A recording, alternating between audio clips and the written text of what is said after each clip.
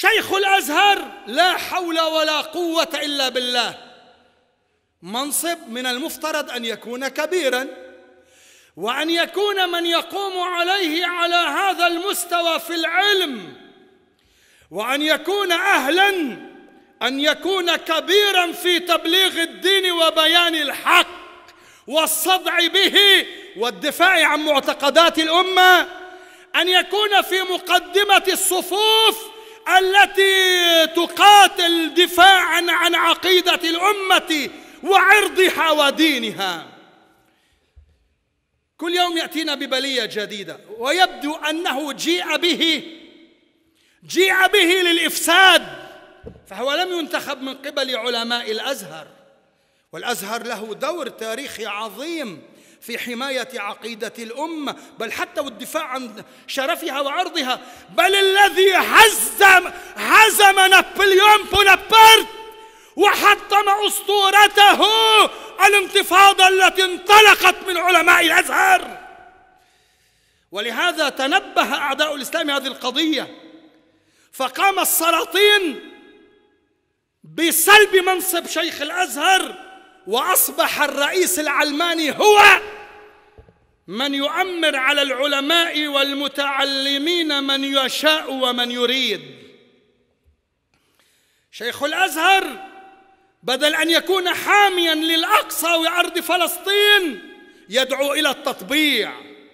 شيخ الأزهر يستقبل الحاخامات الذين يصدرون الفتوى لذبح إخواننا في فلسطين.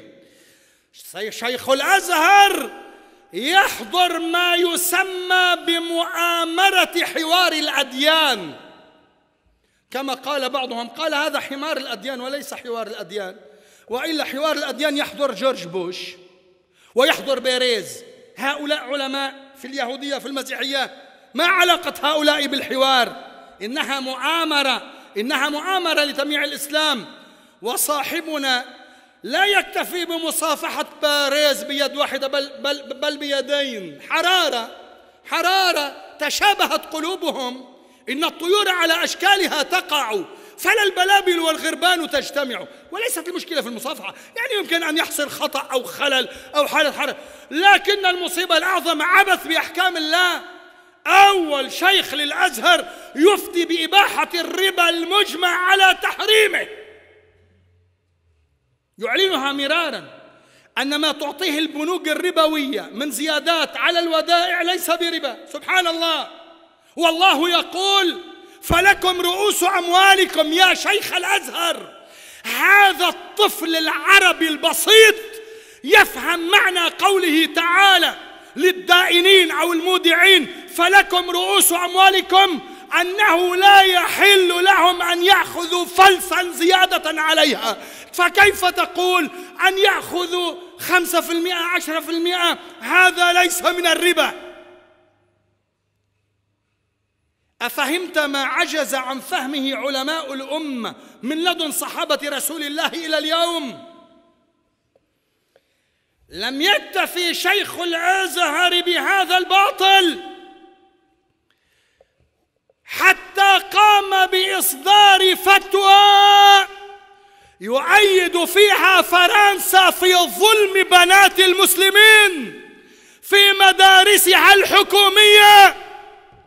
حين يأتيه الوزير الفرنسي وكان يظن أن شيخ الأزهر سيقف وقفة لله، سيقف وقفة للإسلام يسجلها له التاريخ، سيعترض على فرنسا، فهابت فرنسا موقف شيخ الأزهر وجاءت لتحاوره، فإذا به يعطيهم الحق، يقول حقهم حقهم حقهم.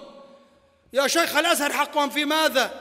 في ظلم الناس، في الاعتداء على حجاب المسلمات، في ظلم المسلمات. كان على الحكومة أن تقيل هذا العدو.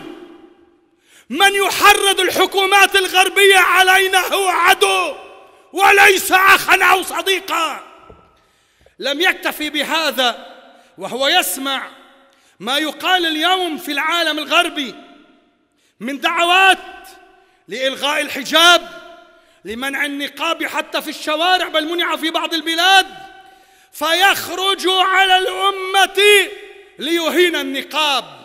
والنقاب بإجماع العلماء مشروع، إن اختلفوا هل هو واجب أو مستحب هذا موضوع آخر، ونحن لا نلزم الناس بالنقاب ولا نفرض. أما من اختارت أن تلبس النقاب هذا حقها وهذا دين الله، ولا حق لنا أن نتدخل في دين الله. أما أن يأتي ليقول لنا أن النقاب عادة وليس عبادة، على طريقة القائل وإن كنت الأخير زمانه لآت بما لم تستطعه الأوائل. بعض الناس يحبون الشهرة ولو باللعن. ذكروا أن أحد الناس أراد الشهرة ما اشتهر، دخل إلى أحد المساجد فبال فيه فلعنه الناس وضربوه فرح. أراد الشهرة ولو باللعن، مرض في نفوسهم. النقاب عادة وليس عبادة. يصدر هذا من شيخ الأزهر ممن يفترض عليه أن يكون حامي حمى الإسلام والمسلمين، ثم لا يكتفي بهذا حتى يسخر ببنات المسلمين المنقبات ويقول لها ببلاهة شديدة: أنت بين البنات.